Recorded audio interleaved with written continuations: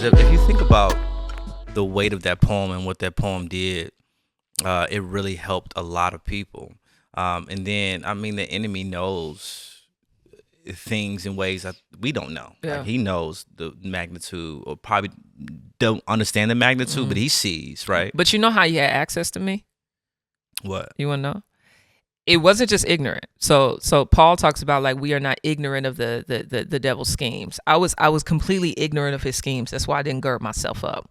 But it also was, before I ever did that poem, I was still entertaining homosexuality. Right. And so he had a door through my lack of purity. And so I think if we were like, you can't just be ignorant, you also have to be holy. Yeah. That is the way you guard yourself in spiritual warfare. Yeah. And so I have a guess that a lot of the public ministries and ministers that we've seen fall from grace or fall from holiness or fall from truth is because y'all was out here having the audacity to be in ministry and preach the gospel, but living a ratchet life. So the enemy got you. Yeah. Like, if you want to be out here talking about Jesus, but living like the devil, I'm gonna need you to stay on the sidelines. Yeah, because he has access. Yeah, because I think a lot of times people, I'm getting excited. Yeah. Am I loud? No, you're not loud. You're just passionate. I'm sorry. It's all good. You don't have to apologize. I think a lot of times I think you said this in one of your sermons recently, but we so badly don't want to be legalistic that we start entertaining a whole bunch of stuff that the enemy wants us to entertain.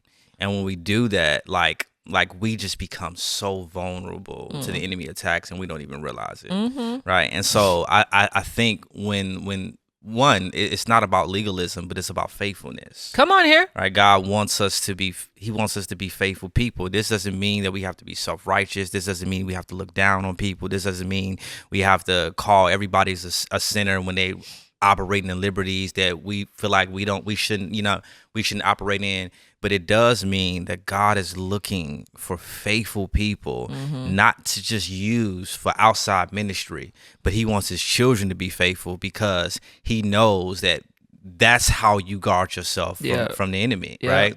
He already came and did the work.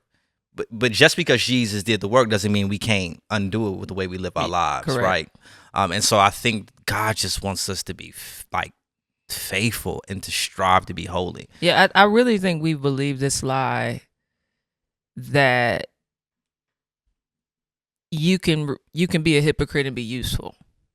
You know what I'm saying? Yeah. And it's because the Lord uses everybody. Yeah. But there is a sense in which purity clarifies your gift, and I think increases your effectiveness in a way that you will only experience when you start to cut that arm off that causes you to sin, or to gouge that eye out.